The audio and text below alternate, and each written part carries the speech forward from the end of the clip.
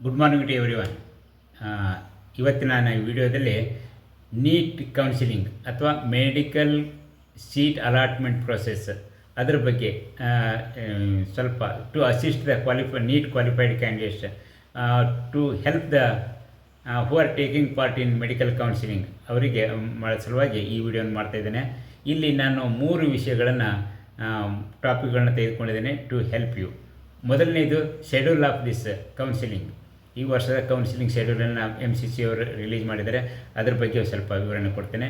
ಎರಡನೇದು ಯಾರು ಎಲ್ಲಿ ಕೌನ್ಸಿಲಿಂಗ್ ಮಾಡಬೇಕು, who should take part in which counselling, ಅಂದರೆ ಸೆಂಟ್ರಲ್ MCC ಥ್ರೂ ಮಾಡಬೇಕು, KEA ಥ್ರೂ ಮಾಡಬೇಕು, ಅದ್ರ ಬಗ್ಗೆ ಹೇಳ್ತೇನೆ. ಮೂರನೇದು ನೋಡಿ important, what are the changes in this year counselling system. ಈಗ 3 ಮೇಜರ್ ಚೇಂಜಸ್ ಅಂತಂದಿದ್ದಾರೆ, ಅದ್ರ ಬಗ್ಗೆ ನಾನು ಮಾತಾಡ್ತೇನೆ. ಮೊದಲನೇದು ಶೆಡ್ಯೂಲ್. ಈಗಾಗಲೇ ನೀವೆಲ್ಲ ನೋಡಿರ್ತೀರಿ, MCC ಅವರು ರಿಲೀಸ್ ಮಾಡಿದರೆ 4ನೇ ತಾರೀಕಿಗೆ ನಿಮ್ಮದು ರಿಜಿಸ್ಟ್ರೇಷನ್ ಸ್ಟಾರ್ಟ್ ಆಗುತ್ತದೆ. MCC ಒಳಗೆ 5ನೇ ತಾರೀಕಿನಿಂದ ನೀವು ಆಪ್ಷನ್ ಇಂಟರ್ವ್ಯೂ ಕೊಡ್ಬೋದು, ಸೀಟ್ ಮೆಟ್ರಿಕ್ಸ್ ರಿಲೀಸ್ ಆಗುತ್ತೆ. ಅದು ಪ್ರೊಸೆಸನ್ನು ಸ್ಟಾರ್ಟ್ ಆದ ನಂತರ ನೀವು 1 by 1 ಡೈಲಿ ನೀವು ಅದೇ ಕೆಲಸ ಮಾಡಬೇಕಾಗುತ್ತೆ. ನಿಮಗೆ ಕೊನೆಯದಾಗಿ 23ನೇ ತಾರೀಕಿಗೆ ಫಸ್ಟ್ ರೌಂಡ್ ರಿಸಲ್ಟು ಕೂಡ ನಿಮ್ಗೆ ಸಿಕ್ಬಿಡುತ್ತೆ. ಇದು ಶೆಡ್ಯೂಲ್, ಫಸ್ಟ್ ರೌಂಡ್ ಶೆಡ್ಯೂಲ್. ಆ 13ನೇ ತಾರೀಕಿಗೆ ಸ್ಟೇಟ್ ಶೆಡ್ಯೂಲ್ ಸ್ಟಾರ್ಟ್ ಆಗ್ತದೆ. ಅದು 27ನೇ ತಾರೀಕಿಗೆ ಹೋಗೋದ್ರಿಂದ ಟೈಮ್ ಇರೋದರಿಂದ ನಿಮಗೆ ಇಲ್ಲಿ ರಿಸಲ್ಟ್ ಅಷ್ಟೊತ್ತಿಗೆ ಕ್ಲಾರಿಟಿ ಸಿಕ್ಕಿರುತ್ತದೆ, ಫಸ್ಟ್ ರೌಂಡ್ MCC ಒಳಗೆ ಏನಾಗಿರುತ್ತೆ ಅಂತೇಳಿ. ಅದಕ್ಕಾಗಿ ನಿಮಗೆ it is easy to continue in state ಪ್ರೊಸೆಸ್ನೇ ಅಷ್ಟೇ. ಇದು ಶೆಡ್ಯೂಲ್. ಇದು ಫಸ್ಟ್ ರೌಂಡಿಂದ ಎಕ್ಸಾಂಪಲ್ ಕೊಟ್ಟೆ. ಇದೇ ರೀತಿ ಎಲ್ಲ ರೌಂಡ್ಗಳು ಕೂಡ ನಿಮ್ಗೆ MCC ಮತ್ತು KEA ಈ ಕೌನ್ಸಿಲಿಂಗ್ ರೌಂಡ್ಸ್ಗಳ ಮಧ್ಯೆ 1 ವಾರ ಅಂದರೆ 1 ವೀಕ್ ಟೈಮ್ ಇರೋದ್ರಿಂದ ನೀವು you can register in both, you can continue in both processing ಅಂತ ಹೇಳಲಿಕ್ಕೆ ಇಷ್ಟಪಡ್ತೇನೆ. ಇನ್ನು ಎರಡನೇದು, ಯಾರು ಎಲ್ಲಿ ಈ ಪ್ರೊಸೆಸ್ಸಿನಲ್ಲಿ ಸೀಟ್ ಅಲಾಟ್ಮೆಂಟ್ ಮೆಡಿಕಲ್ ಕೌನ್ಸಿಲಿಂಗ್ ಇದರಲ್ಲಿ ಪಾರ್ಟಿಸಿಪೇಟ್ ಮಾಡೋದನ್ನು ಹೇಳ್ತೀನಿ. ಈ MCC ಅವರು ಈಗಾಗಲೇ ರಿಲೀಸ್ ಮಾಡಿದರೆ 4ನೇ ತಾರೀಕಿನಿಂದ ನಿಮ್ಮ ರಿಜಿಸ್ಟ್ರೇಷನ್ ಸ್ಟಾರ್ಟ್ ಆಗ್ತದೆ.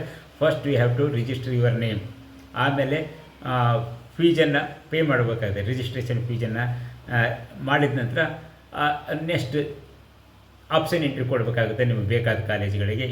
ಇಲ್ಲಿ ಯಾರು ಪಾರ್ಟಿಸಿಪೇಟ್, ಇಲ್ಲಿ ನಾನು ಸಜೆಸ್ಟ್ ಮಾಡೋದೇನೆಂದರೆ, who are having very good rank, ಅಂದರೆ ಬಿಲೋ 15,000 20,000 ಆಲ್ ಇಂಡಿಯಾ ರ್ಯಾಂಕ್ ಇದ್ದವರಿಗೆ AIIMS ಅಂತ ಕಾಲೇಜುಗಳಲ್ಲಿ ಅಥವಾ ಜಿಪ್ಮೇರ್ ಅಂತ ಕಾಲೇಜುಗಳಲ್ಲಿ ಸೀಟ್ ಸಿಗುವ ಅವಕಾಶ ಇರೋದರಿಂದ you should register your name in MCC ಅಂತ ಹೇಳಲಿಕ್ಕೆ ಇಷ್ಟಪಡ್ತೇನೆ. ಯಾಕಂತಂದರೆ ಇವು ದೇಶದ ಪ್ರತಿಷ್ಠಿತ ಮೆಡಿಕಲ್ ಕಾಲೇಜುಗಳಾಗಿರೋದ್ರಿಂದ ಮುಂದೂ ಕೂಡ ನೆಕ್ಸ್ಟ್ PG ಮಾಡೋದಕ್ಕೆ ಅದಕ್ಕೆ ಎಲ್ಲ ಅಡ್ವಾಂಟೇಜ್ಗಳಿರೋದ್ರಿಂದ ನೀವು ಇಲ್ಲಿ MCC ಥ್ರೂನೇ ನೀವು ಟ್ರೈ ಮಾಡಬೇಕಾಗುತ್ತೆ. ಅದಕ್ಕಾಗಿ you should register who are having good rank.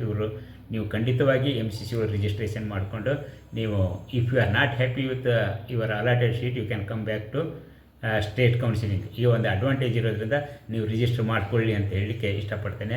Next, who are qualified, ಅಂದರೆ average rank, below average rank ಅಥವಾ ಲೋ ರ್ಯಾಂಕ್ ಇದ್ದವರು ಕೂಡ ಅವರು ಕೂಡ ಇಲ್ಲಿ ರಿಜಿಸ್ಟರ್ ಮಾಡ್ಕೋಬೇಕಾಗ್ತದೆ. ಯಾಕಂದರೆ ಡೀಮ್ಡ್ ಯೂನಿವರ್ಸಿಟಿ ಕಾಲೇಜುಗಳ 100% ಸೀಟ್ ಅಲಾಟ್ಮೆಂಟ್ ಥ್ರೂ MCC ನಡೆಯುತ್ತೆ.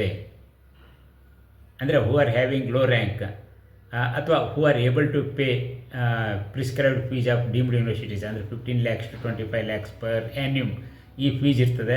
ಅವರಿಗೆ ಯಾರು who are eligible to who are able to pay this much fees, ಅವರು ಖಂಡಿತವಾಗಿ ಇಲ್ಲಿ ರಿಜಿಸ್ಟರ್ ಮಾಡಿಕೊಂಡ್ರೆ ಅಟ್ಲೀಸ್ಟ್ ನೀವು ಮೆಡಿಕಲ್ ಸೀಟು ಎಲ್ಲಿಯಾರು ಸಿಗುವ ಎಲ್ಲ ಅವಕಾಶಗಳಿರ್ತದೆ.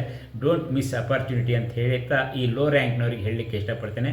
ಹೂ are having good rank and both the way, who are able to pay more fees, you can get seat in best colleges like KMC Manipal, JSS Mysore or KLE Belagav ಅಂತ ನಿಮಗೆ ಗೊತ್ತಿರುತ್ತೆ. ಅದಕ್ಕಾಗಿ both the way good rank and then able to pay more fees ಅವರು ಕೂಡ, ಅಥವಾ low rank ಇದ್ದವರು who can pay more fees ಅವರು ಕೂಡ ಇಲ್ಲಿ ರಿಜಿಸ್ಟ್ರೇಷನ್ ಮಾಡಿಕೊಳ್ಳೇಬೇಕಾಗ್ತದೆ. ಅದಕ್ಕಾಗಿ it is for everyone. MCC ನಿಮಗೆ ನೀವು ಫಸ್ಟ್ ರೌಂಡ್ ನೋಡ್ಕೊಳ್ಳಿ. If you are not happy with the seat allotment or whatever you can come back to state ಅಂತ ಹೇಳಲಿಕ್ಕೆ ಇಷ್ಟಪಡ್ತೇನೆ. ಇನ್ನು ಮೂರನೇದು, what are the changes in this years counselling process ಅದನ್ನು ಹೇಳ್ತೇನೆ. ಅಲ್ಲಿ ಏನೇನು ಚೇಂಜಸ್ ಇದ್ದಾವೆ, 3 ಮೇಜರ್ ಚೇಂಜಸ್ ಇದ್ದಾವೆ. ಮೊದಲನೇದು ರಿಪೋರ್ಟಿಂಗ್ ಅಂದರೆ ಅಡ್ಮಿಷನ್ ಮಾಡಿಸೋದಕ್ಕೆ ಕಾಲೇಜಿಗೆ ಹೋಗುವಂಥ ಸಂದರ್ಭದಲ್ಲಿ. ಎರಡನೇದು ಅಪ್ಗ್ರೇಡೇಷನ್. ಮೂರನೇದು ವಿಡ್ರಾವಲ್ ಅಂದರೆ ರೆಸಿಗ್ನೇಷನ್. ಈ 3 ವಿಷಯದಲ್ಲಿ MCC ಅವರು ದೇ ಬ್ರಾಟ್ ಸಮ್ ಚೇಂಜಸ್. ಮೊದಲನೇದಾಗಿ ನಿಮಗೆ ರೌಂಡ್ 1ನಲ್ಲಿ ನಿಮ್ಗೆ ಏನಾದ್ರು ಸೀಟ್ ಅಲಾಟ್ಮೆಂಟ್ ಆಯಿತು, if you are happy with the seat ಅಂತಂದರೆ ನೀವು ಡೈರೆಕ್ಟ್ಲಿ ನಿಮ್ಗೆ ವಿದಿನ್ ಲಾಸ್ಟ್ ಡೇಟ್ ನೀವು ಹೋಗಿ ಕಾಲೇಜಿಗೆ ಹೋಗಿ ಅಡ್ಮಿಷನ್ ಮಾಡ್ಕೋಬೋದು. ಇದು ಒಂದು ಸ್ಟೆಪ್ ಆಯಿತು. ಇನ್ನು ನೆಕ್ಸ್ಟ್ ಹೂ ಆರ್ ಕಂಟಿನ್ಯೂಯಿಂಗ್, ಯಾರಿಗೆ ಈಗ not happy with the allotted seat, next ರೌಂಡ್ನಲ್ಲಿ ಅವರು they want to take part ಅಥವಾ ಥರ್ಡ್ ರೌಂಡಿಗೆ ಹೋಗಬೇಕು ಅಂದರೆ ಅಪ್ ಟು ಥರ್ಡ್ ರೌಂಡ್ವರೆಗೆ ಅವ್ರು ಅಪ್ಗ್ರೇಡೇಷನ್ನ ಟ್ರೈ ಮಾಡ್ಬೋದು ಅಥವಾ ಬೆಟರ್ ಸೀಟಿಗೆ ಟ್ರೈ ಮಾಡ್ಬೋದು. ಈ ಒಂದು ಅವಕಾಶ ಇರುವುದರಿಂದ ಅವರು ಅಲಾಟ್ ಆದ ಸೀಟ್ಗಳಿಗೆ, ಫಸ್ಟ್ ರೌಂಡ್ ಅಲಾಟ್ ಆದ ಸೀಟಿಗೆ ಹೋಗಲೇಬೇಕು, ಅಡ್ಮಿಷನ್ ಮಾಡಿಸ್ಕೊಳ್ಳೇಬೇಕು ಅಥವಾ ಡಾಕ್ಯುಮೆಂಟ್ಸನ್ನು ಕೊಡಬೇಕು ಅಂಥೇಳಿ ಏನಿಲ್ಲ. ಈ ವರ್ಷ ಅದನ್ನು ಆನ್ಲೈನ್ ಮಾಡಿದ್ದಾರೆ. ನೀವು ಆನ್ಲೈನ್ನಲ್ಲೇ ಅವ್ರಿಗೆ ಬೇಕಾದಂಥ ಪ್ರೊಸೆಸನ್ನು ಅಥವಾ ಬೇಕಾದ ಡಾಕ್ಯುಮೆಂಟ್ಸನ್ನು ಅಪ್ಲೋಡ್ ಮಾಡಿಬಿಟ್ರೆ ಅಥವಾ ನಿಮ್ಗೆ ವಿಲ್ಲಿಂಗ್ನೆಸ್ಸನ್ನು ಸರಿಯಾಗಿ ಕೊಟ್ಬಿಟ್ರೆ ದೇರ್ ಇಸ್ ನೋ ಪ್ರಾಬ್ಲಮ್. ಅದಕ್ಕಾಗಿ ನೀವು ಮನೆಯಲ್ಲೇ ಕುಳಿತುಕೊಂಡು ಕೂಡ ಆರಾಮಾಗಿ ನೀವು ಈ MCC ಪ್ರೊಸೆಸ್ನಲ್ಲಿ, ಅಲಾಟ್ಮೆಂಟ್ ಪ್ರೊಸೆಸ್ನಲ್ಲಿ ಭಾಗವಹಿಸ್ಬೋದು. ಇದು ನೆಕ್ಸ್ಟ್ ನಿಮಗೆ ಫಸ್ಟ್ ರೌಂಡ್ ಅಥವಾ ಸೆಕೆಂಡ್ ರೌಂಡ್ ನಂತರ ನಿಮಗೆ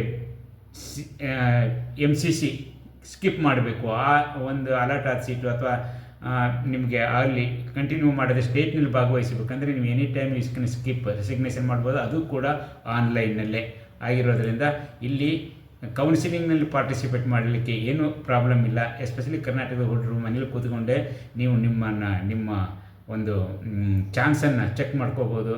if you get good college, interested college, ಅಲ್ಲಿಗೆ ಹೋಗಿ ಅಲ್ಲೇ ಅಡ್ಮಿಷನ್ ತೊಗೊಳ್ಳಿ. ಇಲ್ಲ ಅಂತಂದರೆ you can resign from home only ಅಂತ ಹೇಳ್ತಾ ನಾನು ಅದಕ್ಕಾಗಿ everyone who are having good rank as well as low rank ಎಲ್ಲರೂ ಇಲ್ಲಿ MCC ಥ್ರೂ ಟ್ರೈ ಮಾಡಿ ನಿಮ್ಮ ಸೀಟನ್ನು ಯಾವುದೇ ಕಾರಣಕ್ಕೂ ಮಿಸ್ ಮಾಡ್ಕೋಬೇಡಿ. ಈ ಒಂದು ಅಪಾರ್ಚುನಿಟಿನ ಅಂದರೆ ನೀವು ರಿಜಿಸ್ಟ್ರೇಷನ್ನೇ ಮಾಡಲಿಲ್ಲ, ಕೌನ್ಸಿಲಿಂಗ್ ಪಾರ್ಟಿಸಿಪೇಟೇ ಮಾಡಲಿಲ್ಲ ಅಂದರೆ ನಿಮಗೆ ಯಾವುದೇ ಕಾರಣಕ್ಕೆ ಯಾವುದೇ ಅವಕಾಶ ಇರೋದಿಲ್ಲ. ಅದಕ್ಕಾಗಿ ಇಲ್ಲಿ ಮತ್ತೊಂದು ಹೇಳ್ತೇನೆ, ಈಗ ಸೆಂಟ್ರಲ್ MCC ಕೌನ್ಸಿಲಿಂಗಿಗೂ ಮತ್ತು ಸ್ಟೇಟ್ ಕೌನ್ಸಿಲಿಂಗಿಗೂ 1 ವೀಕ್ಗಳ ಅಂತರ ಇರೋದರಿಂದ ನಿಮ್ಮ ಈಸಿ ಟು ಟೇಕ್ ಡಿಸಿಷನ್, ನಿಮಗೆ ಅಲ್ಲಿ ಕಂಟಿನ್ಯೂ ಮಾಡಬೇಕು ಅಥವಾ ಇಲ್ಲಿ ಬರಬೇಕು ಅಂಥೇಳಿ.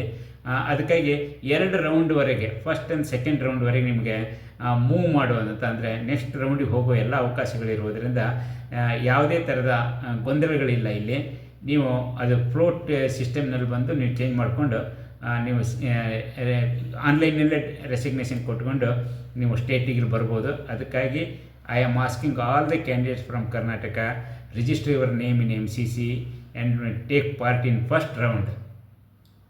After the result of first round you will come to know that your chances of getting a seat in where you want ಅವನ್ನೆಲ್ಲ ನೋಡಿಕೊಂಡು ನೀವು ಡಿಸೈಡ್ ಮಾಡ್ಬೋದು. ಅದಕ್ಕಾಗಿ ನೀವು ಫಸ್ಟ್ ರೌಂಡ್ MCC ಕೌನ್ಸಿಲಿಂಗ್ನಲ್ಲಿ ಎಲ್ಲರೂ ರಿಜಿಸ್ಟರ್ ಮಾಡ್ಕೊಳ್ಳಿ.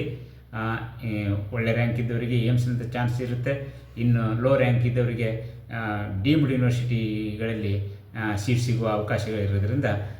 ಆದರೆ ಒಂದು be cautious about fees structure ಅಂತ ಹೇಳಲಿಕ್ಕೆ ಇಷ್ಟಪಡ್ತೀನಿ. ಗೌರ್ಮೆಂಟ್ ಸೀಟ್ಗಳು ಅಥವಾ ಏಮ್ಸ್ ಅಂತ ಕಾಲೇಜುಗಳಲ್ಲಿ there is no problem, very low fees ಇರುತ್ತೆ.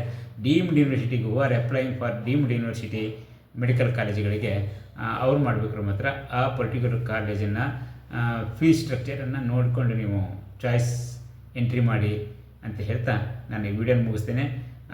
ಇನ್ನು ಫಸ್ಟ್ ರೌಂಡ್ ನಿಮಗೆ 23ನೇ ತಾರೀಕಿಗೆ MCC ರಿಸಲ್ಟ್ ಬಂದುಬಿಡುತ್ತೆ. ಅದಕ್ಕಾಗಿ ಇಲ್ಲಿ ಸ್ಟೇಟ್ನಲ್ಲಿ 27ನೇ ತಾರೀಕಿನವರೆಗೂ ನಿಮಗೆ ಅವಕಾಶ ಇರೋದ್ರಿಂದ you can decide after knowing your first round result of MCC ಅಂತ ಹೇಳ್ತಾ ನಾನು ಈ ವಿಡಿಯೋನ ಮುಗಿಸ್ತೇನೆ. Good luck. Thank you for watching.